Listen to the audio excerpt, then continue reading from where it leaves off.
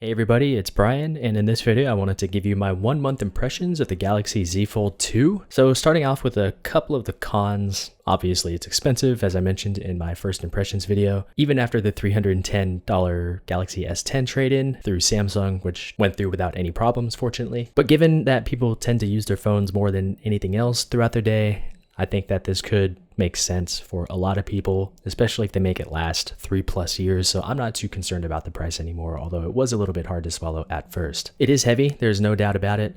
Compared to pretty much any phone out there, this is going to be pretty heavy because it's essentially two metal phones stacked on top of each other. Add a couple of accessories and you have something that weighs more than most phones and probably comes closer to tablet territory. I've gotten used to it, even when I'm using the phone one-handed, which is certainly possible. More on that in a little bit, but it's still heavy. It's something I notice from time to time, but it is something I'm still getting used to. There are some missing features compared to other flagship phones, like no micro SD card slot, but it does have 256 gigs of storage, which for me is plenty.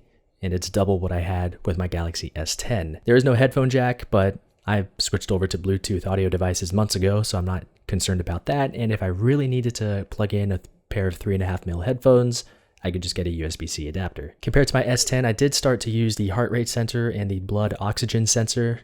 That does not exist on this phone, unfortunately. I think that they're trying to make people get their new watches, which have those sensors.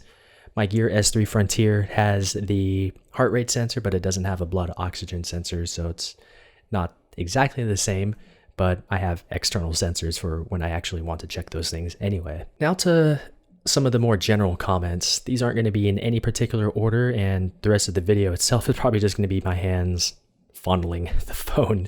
So battery life is good. I found that I can get a couple of days of battery life without any real struggles, so I'm pretty happy with that. One-handed mode does make it easy to reach the top of the screen, especially when you're using the front cover display. So if we unlock and just swipe down on the home button, everything is shrunken down a little bit and you can easily use it with one hand. If you need to pull down from the top, you can do so with this mode, tap out of it, and you go back to full screen. The included screen protector on the front is really smooth. I liked it a lot. I did replace it with the Whitestone Dome glass screen protector. There should already be a video out on that. My only complaints about the original screen protector is that it was super thin, so deep scratches probably not going to do too much for those. Since the front screen is pretty tall, it can display more information at once. So here we are on a Twitter timeline, and it can show several tweets at a time, which is pretty good. Makes going through emails and Discord messages pretty easy as well. The inner screen protector is more resistant compared to the front screen protector that came included, and it doesn't get in the way of usability. I am planning on replacing this with an anti-glare screen protector to obviously reduce glare like what you see here, and it might actually minimize the visible crease down the middle when you're not looking at it directly like this. As you can see, the crease kind of disappeared, which is pretty cool. I'm still happy that they were able to essentially make the crease go away when you're looking at it straight on, which is probably how you're going to be looking at this most of the time anyway. The Samsung split keyboard was pretty nice. I don't have that installed anymore. I switched over to a SwiftKey keyboard, and the split keyboard is here as well. Unfortunately, between going from the inner screen to the cover display, it doesn't automatically switch between the split keyboard and the full keyboard, but that's just a minor issue. But it's not too bad. And sometimes actually using this larger keyboard on the inside screen is pretty usable too. The screen protector, or excuse me, the fingerprint sensor, when the screen is off, is always technically active so that you can pretty much instantly get over to your device. So I'm pretty happy that that feature is like that. I'm also happy that it is on the side versus somewhere on the back. I've never been a fan of the fingerprint sensor being on the back of any phone. Ideally, it would be on the front, inside of the screen, but having it on the side is not too bad either. Build quality is extremely solid. I don't have any issues with this phone lasting quite some time, as long as I obviously don't throw it at walls or onto the ground or abuse it in any way. Especially the hinge. This piece here is extremely solid, and again, I don't feel like this is going to be falling apart anytime soon. Fingers crossed, since you still don't technically know what can happen with these newer form factor devices. The accessories are pretty limited right now. There aren't a lot of quality cases out there. A lot of what I've seen have some sort of issues where maybe the back cover started to move around too much, or the front cover requires adhesive and it falls off, or the front cover might cover up a small portion of the left side of the screen. Just the accessories right now just aren't really that high quality, so it's gonna likely take some more time before good cases come out.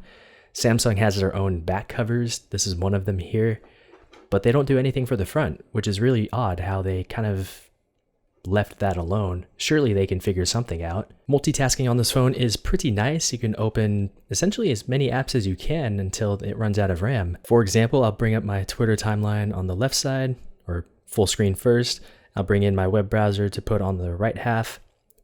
Let me close the keyboard. For app number 3, I'll go ahead and just bring in the calculator right there.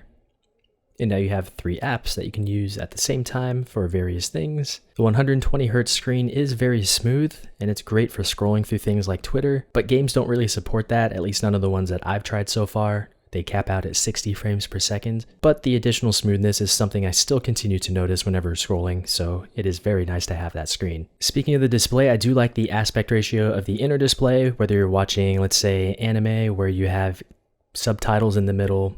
You can go into landscape mode, crop in, and everything is still going to be there in the middle of the screen, and because you're filling the whole screen, you get a more immersive experience and you're not missing out on much. It's also great, obviously, for reading, whether you're reading ebooks or maybe manga in this example. So if we just go to a page here, this is a dual spread page, so you can go into landscape mode and it fills practically the entire screen. Or a single page, you can go to portrait mode and you can see practically everything there. The camera does get in the way, but it doesn't bother me too much. There are 2 speakers. They're both on the cover display portion of the phone.